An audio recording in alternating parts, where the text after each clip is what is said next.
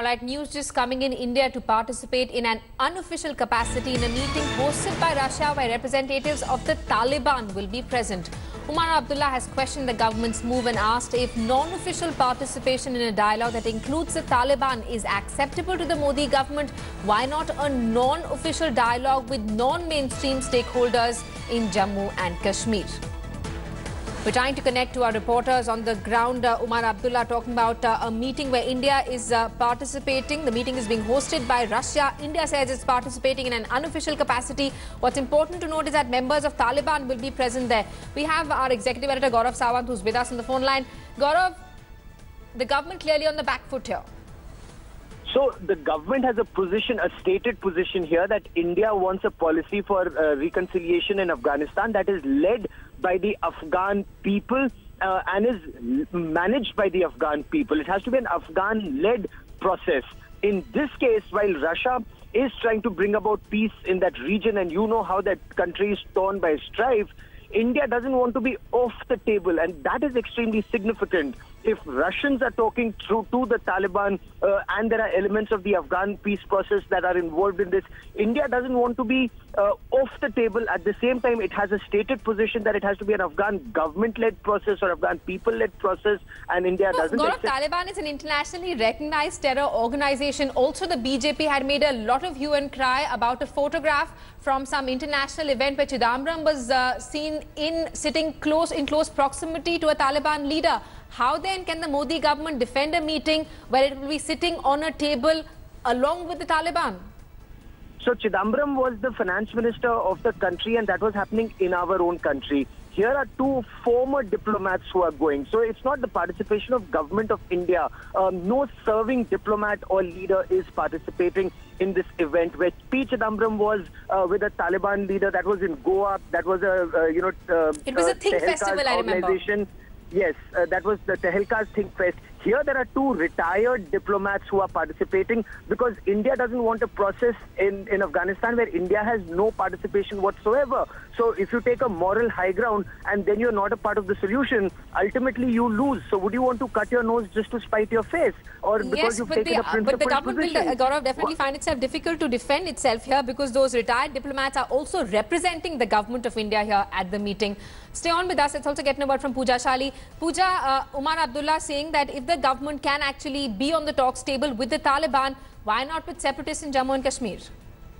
Well, that is why it's important to understand how this issue about the Moscow talks, which is about India sharing a stage at a non-official level with Taliban representatives, is being seen locally here in India. Now, former Chief Minister of Jammu and Kashmir, Omar Abdullah, is saying if this non-official participation in a dialogue can include Taliban is acceptable to the government, then why not a similar for the non-mainstream leaders? Of course, he's referring to the non-mainstream as the Hurriyat. And remember, it is important to mention here that the union government led by Prime Minister Narendra Modi and the newly appointed Governor Satyapal Malik have consistently said that Hurriyat cannot be included in talks because it is an agent of Pakistan. And therefore, Omar Abdullah is trying to say here, if we can have those talks with Taliban, why not on a similar basis with the Hurriyat? So it's definitely getting very interesting. It is not only about the international level, it is also about how domestic politics is being played out. And when a former chief minister reacts like that, could Indian government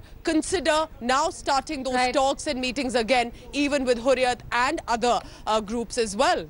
Absolutely. But the government, the argument is that it should be using the same yardsticks for all groups which it finds which it treats it as untouchable, especially when there are terror organizations that we're talking about here. Taliban is an internationally recognized terror organization. Thanks so much, Gaurav and Pooja, for getting us the latest on that story. We're going to keep coming back to you for more.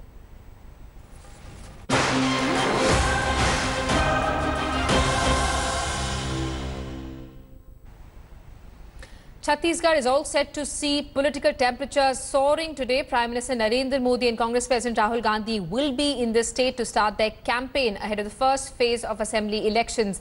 This will be Prime Minister Modi's first election rally in the state. The Prime Minister is scheduled to arrive in Raipur at 11:20. He would then reach Jagdalpur via a chopper at 12:45.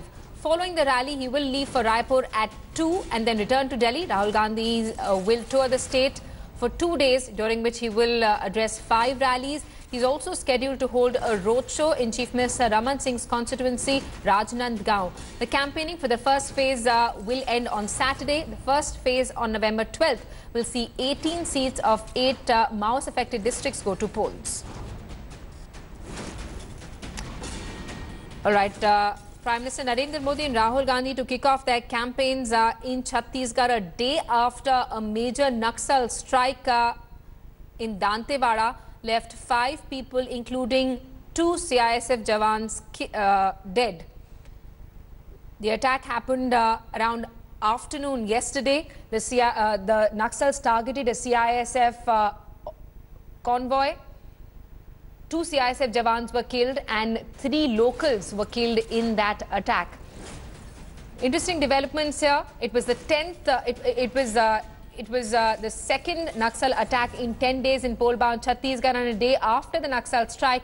Rahul Gandhi and Prime Minister Modi to kick off their campaigns. We're trying to connect to Ankit Tyagi, our reporter on the ground, who's been sending us reports from different districts of Chhattisgarh. All right. We're facing some trouble on that line. We'll try and reach him. Meanwhile, we have Tanushree Pandey, who's with us on the phone line. Tanushree, can you take us through Prime Minister Modi and Rahul Gandhi's itinerary?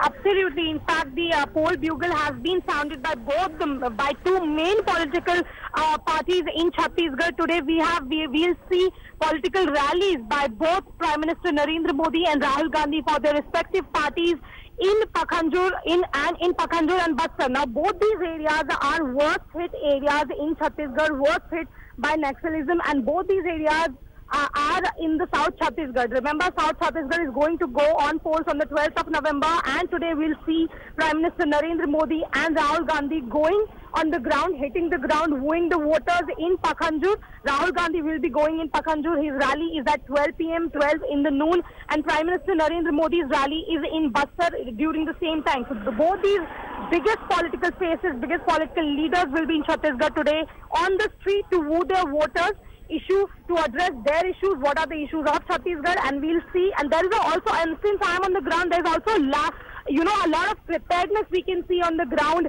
Thousands and thousands of security personnel have been deployed, because seeing the kinds of Naxal attacks we are seeing in the past few days, there is an extreme preparedness which we are now seeing on the ground. And as I told you, Prime Minister Narendra Modi will be hitting the ground, kick-starting his campaign from Bastar, and Rahul Gandhi will be kick-starting his campaign from Pakhanjur, which is in South Chhattisgarh. Both these areas are the worst-hit Naxal-affected areas, which and as we can sense, the voters are here saying that they are only fascinated to see both the leaders. They are eagerly waiting to see their leaders before the elections, before the polling section, which is going to go on polls on the 12th of November. So much for that report. We're going to keep coming back to you for more. Thanks for watching the video. For more such news and updates, please like, share and subscribe to India Today. Also check out our other great videos from our channel. We know you will love to.